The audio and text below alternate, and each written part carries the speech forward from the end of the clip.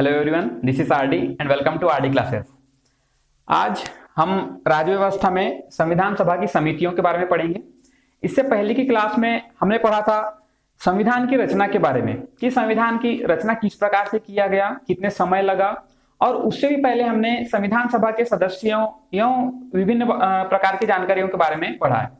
अब आज की क्लास में हम पढ़ेंगे संविधान सभा की समितियों के बारे में, क्योंकि संविधान बहुत विस्तृत था और उसके बहुत सारे भाग थे, बहुत सारे खंड थे, तो अलग अलग कार्य के लिए अलग अलग व्यक्तियों की जरूरत पड़ी और उन्हीं व्यक्तियों को मिलाकर एक समिति का निर्माण किया गया और उन समितियों के बारे में हम यहाँ पे आज पढ़ेंगे। तो देखते हैं, सबसे पहले तो संविधान सभा की जो समितियां थी दो प्रकार की थी। दो प्रकार की कौन कौन सी थी? एक तो थी प्रक्रिया समिति और दूसरी थी स्वतंत्र कार्य समिति। प्रक्रिया समिति के अंतर्गत 10 प्रकार की समितियां थी, ठीक है, और जो स्वतंत्र कार्य समिति थी इसके अंतर्गत 8 प्रकार की समितियां थी। जो मुख्य मुख्य सदस्य थे वो इसके अध्यक्ष थे। तो यहां पर हम देखेंगे प्रक्रिया समिति के बारे में। सबसे पहले प्रक्रिया समिति के बारे में देख लेते हैं कि प्रक्रिया समिति में कौन कौन सी समितियां आती है। तो पहला है संचालन समिति। चूंकि संविधान बनाने के लिए, उसको संचालित करने के लिए, पूरे लोगों को मैनेज करने के लिए एक ऐसे समिति की आवश्यकता थी जो कि पूरे संविधान के कार्य को संचालित कर सके, इसलिए संचालन समिति बनाया गया जिसके अध्यक्ष थे के.एम. मुंशी। ठीक है, के.एम. मुंशी जी इसके अध्यक्ष थे। नेक्स्ट आता है विधि प्रक्रिया समिति। अब देखिए, संविधान में क्योंकि इतने सारे विधि, कानून, नियम या विभिन्न भागों की रचना करनी थी, तो इसी के लिए विधि प्रक्रिया अर्थात विधि को किस प्रकार से किस भाग में रखा जाना है और किस प्रकार की विधियां किस भाग में रखी जानी है, इस चीज को लेकर भी एक समिति बनी। इसे विधि प्रक्रिया समिति कहते हैं, जिसके अध्यक्ष डॉक्टर राजेंद्र प्रसाद जी थे। डॉक्टर राजेंद्र प्रसाद जी हमारे प्रथम राष्ट्रपति भी थे। ठीक है, नेक्स्ट इसके अंतर्गत आता है हिंदू अनुवाद समिति। हिंदी अनुवाद समिति, चूंकि मूल संविधान जो है अंग्रेजी में बनाया गया था, उस समय हमारे जितने भी कहना चाहिए जितने भी सदस्य थे संविधान सभा के, अधिकतर या तो वकील थे, ठीक है, या तो ऐसे व्यक्ति थे जो ज्यादातर इंग्लिश भाषा का प्रयोग मतलब इस प्रकार से लिखने पढ़ने में किया करते थे। तो इसीलिए उन्होंने संविधान को भी मूल रूप से अंग्रेजी में ही बनाया, क्योंकि अंग्रेजों का भी बहुत बड़ा प्रभाव पड़ा था। ठीक है, तो इसीलिए हिंदी अनुवाद समिति की यहाँ पे आवश्यकता पड़ी कि अंग्रेजी के जो मूल संविधान था उसको हिंदी में रूपांतरित किया जाए। नेक्स्ट आता है उर्दू अनुवाद समिति। उर्दू अनुवाद समिति में चूंकि हमारा भारत विविधता लिए हुए था, हिंदी के अलावा यहाँ पे उर्दू भाषा भी बोली जाती थी, हिंदू मुसलमान सभी लोग एक साथ मिलकर रहते थे, इसीलिए उनकी भाषा या उर्दू भाषा में भी उसको ट्रांसलेट करने के लिए यहाँ पे उर्दू अनुवाद समिति का भी यहाँ पे गठन किया गया। नेक्स्ट आता है सदन समिति। अब चूंकि इतनी बड़ी जिम्मेदारी सौंपी गई थी, इतने बड़े सदन में मतलब बहुत सारे सदस्य थे, तो सदन के कार्य को संचालित करने के लिए भी एक समिति की आवश्यकता पड़ी जो कि थी सदन समिति। ठीक है, इस प्रकार से ये समिति थी सदन समिति। नेक्स्ट वित्त व स्टाफ समिति। आपको पता होगा कि कोई भी कार्य बिना वित्त या बिना फाइनेंस या बिना पैसे के कंप्लीट नहीं हो सकता है, इसीलिए यहाँ पर वित्त व स्टाफ समिति रखा गया ताकि वह उसके खर्चों को मैनेज कर सके। नेक्स्ट आता है पत्रकार दीर्घा समिति। पत्रकार दीर्घा समिति, जब किसी देश का इतना बड़ा संविधान लिखा जा रहा हो या उसमें कुछ ऐसे देश में परिवर्तन हो रहा हो, तो बात तो है कि उसमें कुछ सवाल पूछे जाएंगे, उसके आंसर भी देने पड़ेंगे, तो इसीलिए उस चीज को देखते हुए एक समिति बनाई गई, पत्रकार दीर्घा समिति, ताकि अगर कोई क्वेश्चन करता है तो उसका उत्तर एक समिति पर्टिकुलर उसके पूरे विस्तृत ब्यौरा को वो दे सके। ठीक है, नेक्स्ट आता है प्रत्यय पत्र समिति। ठीक है, ये पत्राचार से संबंधित समिति होगी। नेक्स्ट है ऑर्डर ऑफ बिजनेस समिति। यह भी एक प्रकार की जो है प्रक्रिया समिति के अंतर्गत ही एक समिति थी। नेक्स्ट आता है जो स्वतंत्रता अधिनियम 1947 का आया था, उसके ऊपर भी एक समिति बना दी गई कि उस अधिनियम को यहाँ पे किस प्रकार उपयोग किया जाए या उसका संचालन देश में किस प्रकार किया जाए, ये सारी चीजों को देखते हुए यहाँ पर स्वतंत्रता अधिनियम 1947 में भी एक समिति बनाएगी।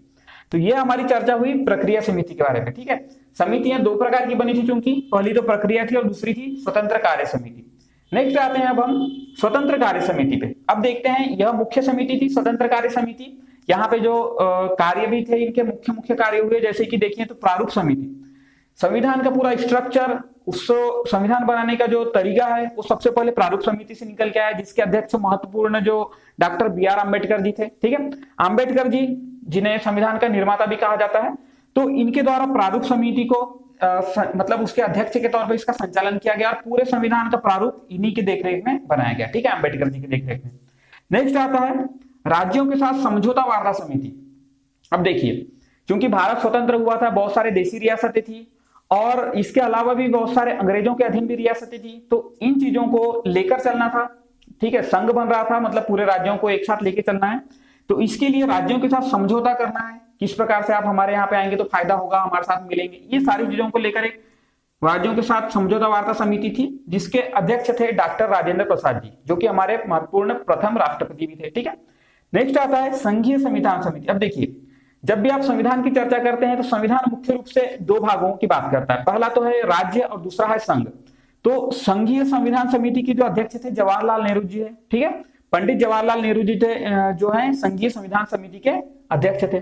और वहीं पे अगर देखें प्रांतीय संविधान समिति, प्रांतीय संविधान अर्थात वर्तमान में जिसे राज्य कहा जाता है, तो इसके संविधान समिति के अध्यक्ष थे डॉक्टर नहीं, सरदार वल्लभ भाई पटेल जी। ठीक है, लौह पुरुष सरदार वल्लभ भाई पटेल जी प्रांतीय संविधान समिति के अध्यक्ष थे। और वहीं पे अगर संघीय संविधान समिति में जवाहरलाल नेहरू जी थे।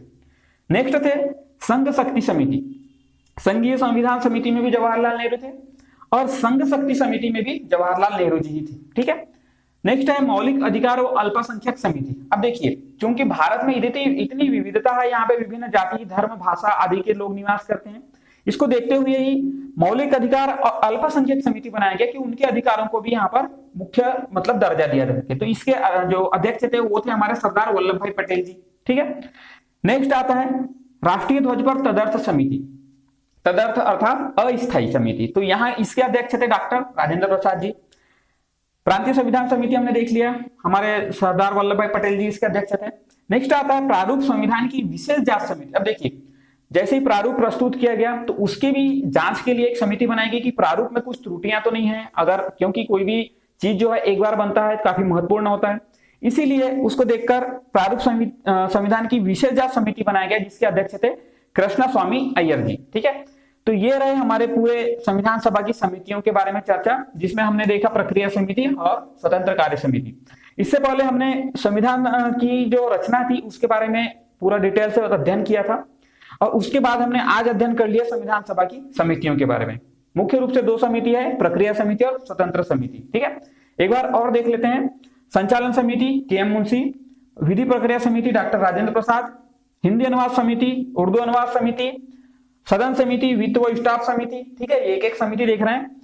फिर आता है पत्रकार दीर्घा समिति, प्रत्यय पत्र समिति, ऑर्डर ऑफ बिजनेस समिति, स्वतंत्रता अधिनियम 1947 पर भी समिति। नेक्स्ट जो स्वतंत्र कार्य जो समिति थी उसमें आते हैं प्रारूप समिति, जो मुख्य समितियां हैं, राज्यों के साथ समझौता वार्ता समिति, संघीय संविधान समिति, संघ शक्ति समिति, मौलिक अधिकार व अल्पसंख्यक समिति, राष्ट्रीय ध्वज पर तदर्थ समिति, प्रांतीय संविधान समिति और प्रारूप संविधान की विशेष जांच समिति। इस प्रकार हमारी ये चर्चा होगी संविधान सभा की विभिन्न समितियों के बारे में। तो ठीक है दोस्तों, अगर आपको जानकारी पसंद आई हो तो इसे शेयर कीजिएगा, ठीक है, लाइक कीजिए, और अगर कुछ विचार, आपको कुछ भी डाउट है तो कमेंट करके जरूर बताइए, और चैनल को सब्सक्राइब जरूर कर लीजिएगा। धन्यवाद।